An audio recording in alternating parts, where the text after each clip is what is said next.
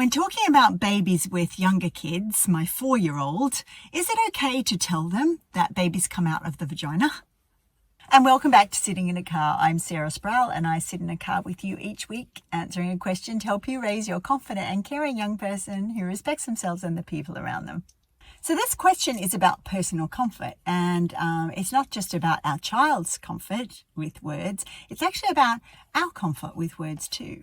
I remember, it was years ago now, maybe 5 years ago, we were having a staycation before staycations were even a thing, because we were sometimes just too disorganized to book holidays. So this staycation, we were driving over to Hoth. We had 2 dogs that we were dog sitting and 3 children, an 11-year-old, a 9-year-old and a 7-year-old. And we were walking along the Hoth clifftop path. And if you know anything about me, you will know that me and heights are not friends. And in fact, all I remember about that part of that walk is just feeling anxious the whole time about whether I was going to fall over the cliff. I laugh about it now because I'm not standing on the cliff, but if you put me back there right now, I would be horrified and scared. So because I was so worried about my own safety, I could not even manage to think about the children or the dogs. And I just had to say to my co-parents that day, I am feeling so anxious about this. I can't even look at the children walking along this path. You're going to have to do the whole thing. And thankfully, he has no problem with heights, so that was easy enough. But let's talk about this idea of using the word vagina with children around the age of 4 if we are in conversations about babies and how they are born. So point 1, when we are talking to our child about vaginas, we can also talk about a wider conversation about all the openings we have in our body. And when we start talking about all the openings we have in our body, the conversation becomes much more about anatomy and science, and we tend to not feel so anxious and worried about talking about all the openings together. So what are all the openings? We have our mouth, we have our nostrils, we have our ears. Some people think the eyes are an opening. That's fair enough. We have our anus, where the poo comes out. We have our urethra, where the wee comes out. And then you can add, and we have a vagina. They're all different openings. And they are all openings to special parts inside our body. So our mouth is an opening down to our stomach and also to our lungs.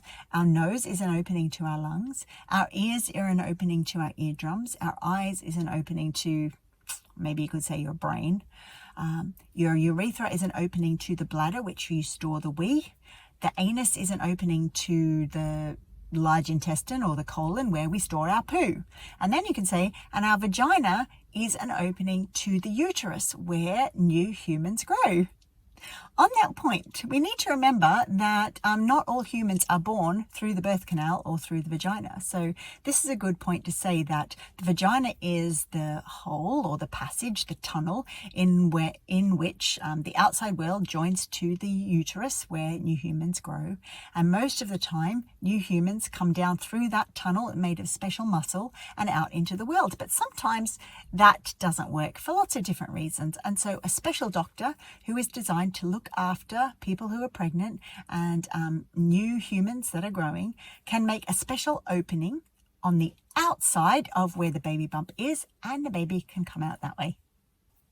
Point 2 is, as an adult, we can remind our brain that a conversation about how babies are born is actually about science, and that it's wonderful and interesting, and that we can remember that our 4-year-old has no stigma or shame or concerns or worries about anything to do with genitals, private parts, how babies are made, or all that anatomy around that area. So we might be feeling anxious and concerned, but they are absolutely not feeling anxious and concerned. And if we think about in our head that this is just like explaining to our child why they have to eat vegetables and why they can't just eat cake all day, or why instead of watching a whole day of TV, we need to do different activities, and some of them would be walking or scooting or jumping on the trampoline because our body needs balance. So talking to our child about how a new human is born, and that can happen through the vagina, is just another one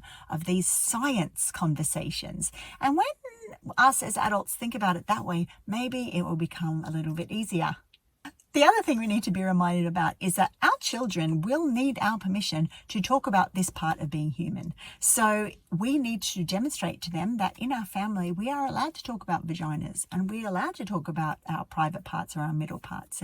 And we do answer questions and discuss all the interesting ways that new humans grow and are born. And when we demonstrate that, preferably every week, then our child gets super duper comfortable coming to us with problems or questions they might have. If they hear from another child some weird and wacky thing about how babies are made that just doesn't feel quite right to them, when we've had a conversation like that, they feel a strong internal sense of permission and ability to come to us with their questions. So let's summarize. Yes, absolutely. The vagina is a good word to use to discuss how people are born, and you can have a conversation about it related to all the different openings in the human body. Second point, you might need help getting over your fear and worry about using the word, and that's completely reasonable. So you might think about this conversation as being a science conversation, just like you talk about exercise and eating vegetables. And the third point to make is that we need to give our children permission to have these sorts of conversations, so they come to us with questions or problems when they have them.